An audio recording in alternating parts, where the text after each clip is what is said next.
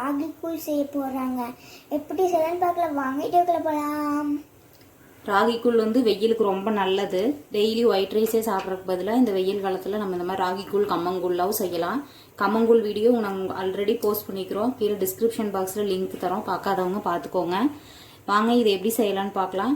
எங்கள் வீடியோவை முறையாக பார்க்குறவங்களா இருந்தால் சப்ஸ்கிரைப் பண்ணுங்கள், லைக் பண்ணுங்கள், ஷேர் பண்ணுங்கள்.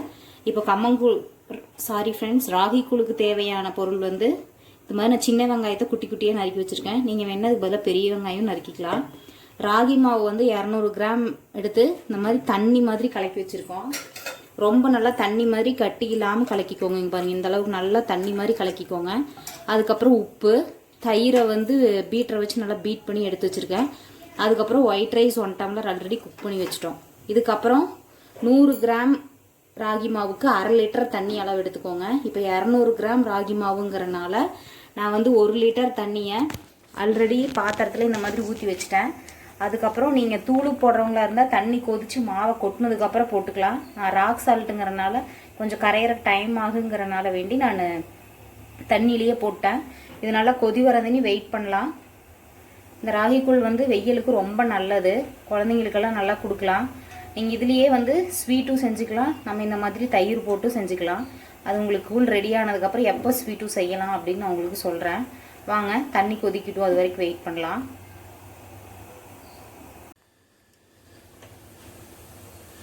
தண்ணி இந்த மாதிரி பாருங்கள் நல்லா கொதிக்குது. இந்த கொதிக்கிற டைமில் நம்ம கரைச்சி வச்சுருக்கிற மாவை ஒரு டைம் இப்படி கலக்கி விட்டுக்கோங்க. இல்லைன்னா மாவெல்லாம் அடியில் போய் செட்டில் ஆகிருக்கும். கலக்கி விட்டுட்டு உள்ளே ஊற்றிட்டு உடனே நல்லா கலக்க ஆரம்பிச்சிருங்க. இல்லைன்னா கட்டி கட்டியாக ஆயிரும். பார்க்குறதுக்கு தான் உங்களுக்கு இவ்வளோ தண்ணியாக ஊற்றுன மாதிரி இருக்கும். நான் ராகி மாவை பொறுத்த வரைக்கும் வச்சுட்டு அப்படியே ஒரு 2-3 செகண்ட்லேயே பார்த்தீங்கன்னா அப்படியே கெட்டியாகிறது தெரியும்.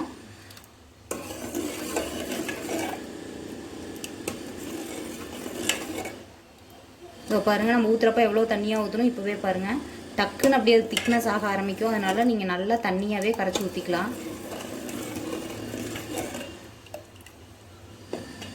இது ரொம்ப குழந்தைங்களுக்கு கொடுக்குறவங்களா இருந்தாலும் நீங்கள் இப்போ நான் ராகி மாவாக எடுத்தேன், அதுக்கு பதிலாக நீங்கள் ராகி ஊற வச்சு பால் எடுத்து செஞ்சிங்கனாலும் இதோட ரொம்ப நல்லது தான். நான் இப்போ ராகி மாவில் தான் செய்கிறோம். உங்களுக்கு இது நல்லா ரெடியாகி வர்றப்போ வந்து நீங்கள் பாலும் சர்க்கரையும் போட்டு கூட கலக்கி நீங்கள் குழந்தைங்களுக்கு கொடுக்கலாம்.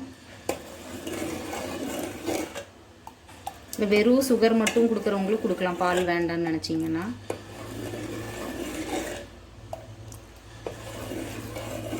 இதெல்லாம் ராகிக்கு களி செய்கிற மாதிரி திடுப்பு போட்டுட்டு கிளறணும், நம்ம கட்டி சேர்ந்துரும் அப்படின்னெல்லாம் பயப்படவே வேண்டாங்க. இது அப்படியெல்லாம் எதுவுமே ஆகாது. நம்ம ஆல்ரெடி தண்ணியில் கலக்கி ஊற்றிடுறதுனால உள்ள கட்டியே இருக்காது. இப்போ நம்ம இந்த தண்ணியை ஊற்றுனதுக்கு அப்புறமா மெயின் வந்து கிளறிக்கிட்டே இருங்க. இன்னொன்று அடுப்பை சிம்மில் வச்சுக்கோங்க. அப்போ இன்னும் கொஞ்சம் ஈஸியாக இருக்குது.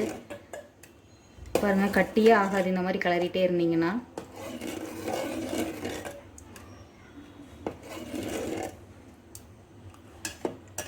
நல்லா 20 மினிட்ஸ் கிளறிட்டே இருந்தீங்கன்னா இந்த மாதிரி பதத்துக்கு வந்துடும்.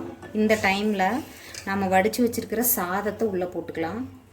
இது வந்து ஆப்ஷனல் தான். உங்களுக்கு வேணாம்னு தோணுச்சுன்னா நீங்கள் இது இல்லாமையும் இதை அப்படியே ஆற வச்சு தயிர் வெங்காயம் எல்லாம் போட்டு நீங்கள் சாப்பிட்லாம். ரைஸ் போட்டிங்கன்னா இன்னும் நல்லா டேஸ்ட்டாக இருக்குது.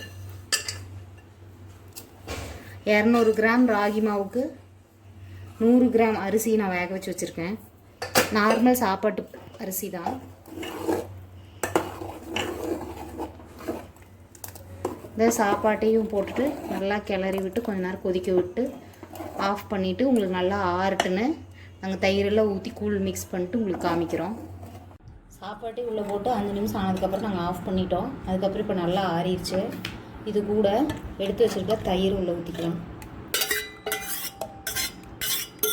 கட் பண்ணி வச்சுருக்கிற வெங்காயம் போட்டுக்கலாம். இன்றைக்கி தொட்டுக்கிறதுக்கு எதுவும் இல்லாததுனால நான் இதுலேயே உங்களுக்கு பச்சை மிளகாய் மிக்ஸ் பண்ணி போகிறேன் நீங்கள் குடிக்கிறப்ப. இல்லை அப்படின்னா நீங்கள் இது கூடவே இப்போ உப்பு பத்தலை அப்படின்னாலும் நீங்கள் போட்டுக்கலாம். கலக்கிட்டு நீங்கள் இது கூட சிப்ஸு, மிளகாய் வத்தல் அந்த மாதிரி நீங்கள் எதை வேணாலும், மோர் மிளகாய் இந்த மாதிரி எதை வேணாலும் தொட்டுட்டு சாப்பிட்டீங்கன்னா சுவையான ராகி கூழ் ரெடி.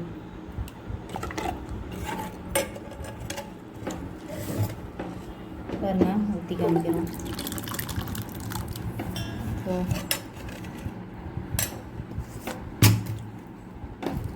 இப்போ காரத்துக்கு நான் மேலே மட்டும் மிளகாய் போட்டுக்கிறேன். இதை நீ எங்கள் பாப்பா டேஸ்ட் பண்ணி பார்த்துட்டு டேஸ்ட் எப்படி இருக்குதுன்னு சொல்லுவாங்க. டேஸ்ட் பண்ணிவிட்டு உங்களுக்கு டேஸ்ட் எப்படி இருக்குதுன்னு சொல்ல போகிறாங்க.